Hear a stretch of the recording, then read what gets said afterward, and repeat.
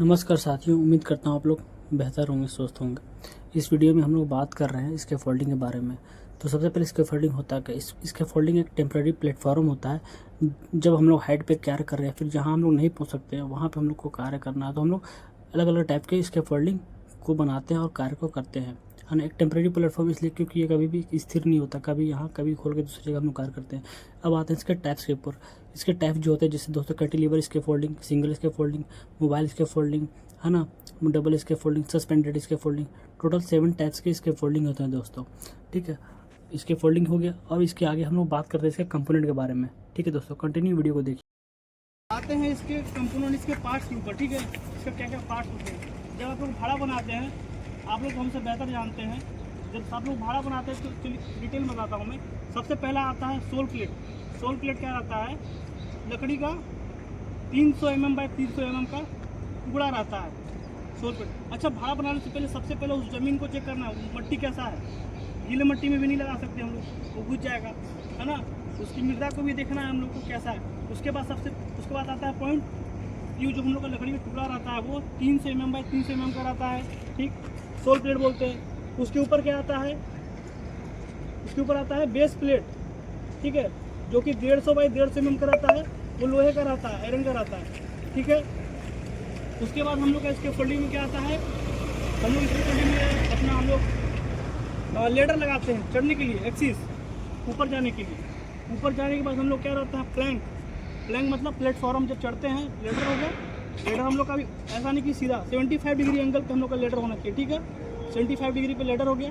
जब हम लोग ऊपर चले गए तो आता है प्लैंक। प्लैंक में भी क्या होता है ना, कभी कभी एक जाली ऐसे रहता है ना, गैपिंग रहता है दोनों जाली के बीच में, तो उसको ऐसे नहीं रखना है। अपने को क्या करना, उसको क्लोज हटा करके फिर उसको टाइट कर देना, बांध देना है, ठीक है। उसके बाद प्लेटफॉर्म के बाद आता है आपका रेलिंग। रेलिंग होना चाहिए वहाँ पे, ठीक है। अच्छा, सबसे पहला बाइट हम लोग टो बोर्ड को भी लगाना जरूरी होता है। हम लोग नहीं लगाते, लेकिन टो बोर्ड को लगाना जरूरी होता है, जैसे कोई मटेरियल नीचे ना गिरे, फॉल ना करे। टो बोर्ड का जो साइज होता है 150 mm का रहता है, जो कि मटेरियल को नीचे गिरने से बचाता है। टो बोर्ड के बाद आता है हम लोग का, ऊपर में आएंगे हम लोग, तो हम लोग का 450 से 450 mm पे हम लोग का लगता है मिड रेल, ठीक है।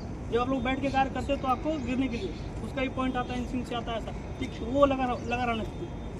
वो हो गया 450 mm पे। उसके बाद उसी टो बोर्ड से आपका 1000 mm से 1100-1150 mm तक आपका आता है टॉप रेल आता है, जो कि आपकी कमर के ऊपर तक, कमर साइज तक रहता है, ठीक है। वो हो गया। उसके बाद आपका कंपोनेंट आता है इसके फोल्डिंग में ब्रेसिंग। ब्रेसिंग क्यों रहता है? भाड़ा हमारा हिले ना, सपोर्टिंग के लिए होता है ना।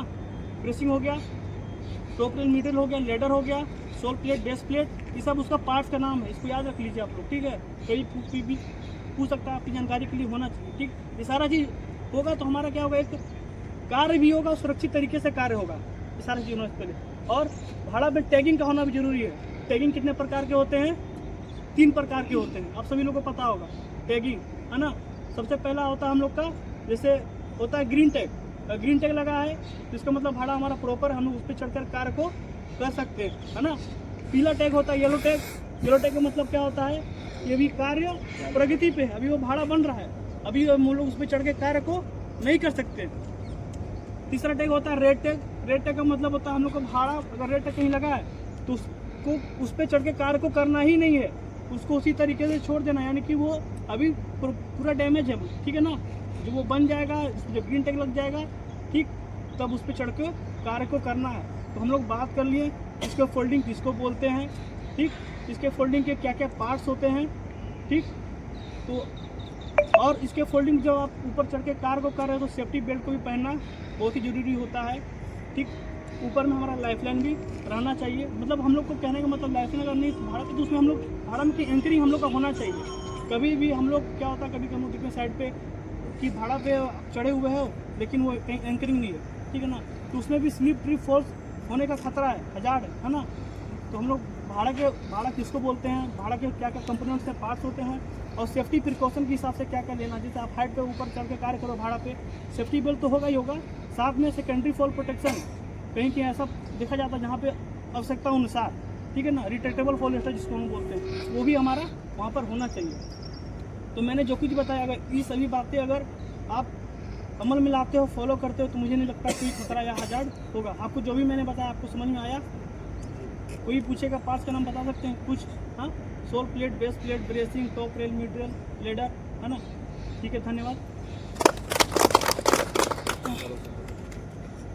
सत्यनिष्ठा से ये शपथ लेता हूँ कि मैं अपने परिवार, अपने समाज, समुदाय, संगठन एवं राष्ट्र हित में हो रही दुर्घटनाओं एवं बीमारियों की रोकथाम हेतु एवं पर्यावरण सुरक्षा हेतु हर संभव प्रयास करूँगा। जय सुरक्षा।